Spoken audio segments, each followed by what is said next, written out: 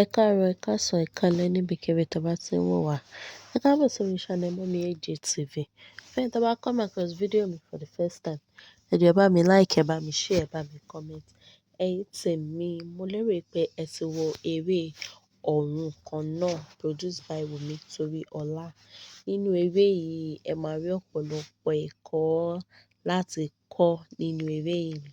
Ipa wo ni Wunmi Toriola kó nínú Ọ̀run Kan Náà? Ipa tí Wunmi Toriola kó nínú Ọ̀run Kan Náà ni ipa ẹni tó jẹ́ pé òun àti arábìnrin mìíràn wọ́n jọ ń lo àyànmọ́ kan, ṣùgbọ́n táwọn méjèèjì ò mọ̀ wípé àyànmọ́ kan làwọn ń lò. Nínú eré kan náà yìí lẹ ti máa rí Àníkẹ́ Àmì, òun náà wà nínú eré yìí. Ipa wo ni Àníkẹ́ Àmì kó nínú eré Ọ̀run Kan Náà? Ipa tí Àníkẹ́ Àmì kó nínú eré Ọ̀run Kan Náà ni ipa tó jẹ́ pé òun àti arábìnrin Wunmi tó jọ ń lo àyànmọ́, ṣùgbọ́n táwọn méjèèjì tí wọ́n mọ̀ wípé àyànmọ́ kan làwọn méjèèjì ń lò. Nígbà tí àwọn méjèèjì jáde sí ọ̀rọ̀ ara wọn, iṣẹ́ tó ń jẹ́ fún Wunmi Toriola, òun náà ló ń jẹ́ fún Àníkẹ́ Àmì. Ṣùgbọ́n àwọn méjèèjì, iṣẹ́ kan náà làwọn méjèèjì jẹ́ fúnra wọn. Tó jẹ́ pé nǹkan tí Wunmi bá fẹ́ rà nínú eré, òun náà ni Àníkẹ́ Àmì fẹ́ rà. Ẹ wo àwòrán tó wà níwájú mi. Nínú ọjà, nǹkan tí arábìnrin yìí rà, òun náà ni arábìnrin kejì náà fẹ́ rà. Ẹ wo ibi tí wọ́n ti ń jà.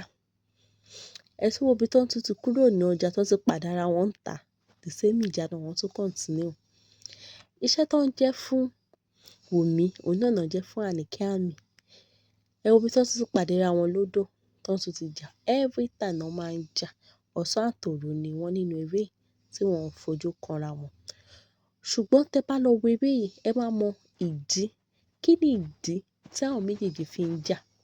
Nínú eré yìí kan náà lẹ ti máa rí wípé arákùnrin tí Wunmi Toriola fi ṣe àfẹ́sọ́nà, òun náà ti jẹ́ àfẹ́sọ́nà Àníkẹ́ Àmì nígbà tí wọ́n wà ní àgùnbánirọ̀.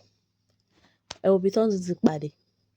Ẹ wo ibi tí àwọn méjèèjì tún ti ń jà wípé, rárá o, èmi mo kọ́ mọ̀, èmi mo kọ́ mọ̀." Ẹ wo ibi tí wọ́n tún ti ń jà. Nínú eré yìí kan náà ni ẹ ti máa rí Mama Suratu. Ipa wo ni Mama Suratu kó nínú eré yìí? Ipa tí Mama Suratu kó nínú eré yìí ni Mama Suratu jẹ́ ìyá Àníkẹ́ Àmì nínú eré yìí. Ó kó ipa. Meanwhile, Mama Suratu àti ìyá Wunmi Toriola wọ́n jọ ṣe ọ̀rẹ́ láti kékeré. So, nígbà tí everything ti wá dàrú ni àwọn méjèèjì ṣe wá mọ̀ pé àyànmọ́ kan làwọn méjèèjì ń lò nínú eré yìí. Ẹ wo ibi tí àwọn babaláwo tán tí explain fún wọn pé àyànmọ́ kan lẹ̀ méjèèjì ń lò. Ẹ wo ibi tí wọ́n ti bá wọn sọ̀rọ̀ pé wọ́n ní láti parí ìjà, pé kí everything settle. Ẹ wo ìgbà táwọn náà tán pera wọn sọ́tọ̀, tán bá ara wọn sọ̀rọ̀, tí wọ́n parí ìjà. The same ọkọ làwọn méjèèjì náà fẹ́. Ẹ̀yin tèmi, mo fẹ́ kí ẹ lọ wo eré yìí. Tẹ bá wo eré yìí, ẹ máa mọ ohun tó so mọ́ reason táwọn méjèèjì fi fẹ́ ọkọ kan. Bóyá wọ́n padà yà wọ́n gẹ́gẹ́ bí, bóyá wọ́n padà yà wọ́n torí pé wọ́n lo àyànmọ́ kan. Nígbà kó ní kálukú máa lo àyànmọ́ tiẹ̀. Tẹ bá lọ wo, ẹ máa mọ̀. Bóyá wọ́n padà yà wọ́n, tẹ bá lọ wo, ẹ máa mọ̀.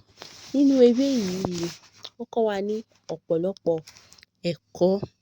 So, ẹ̀yin fans Wunmi Toriola, ẹ jọ̀ọ́ mo fẹ́ rí comment yín.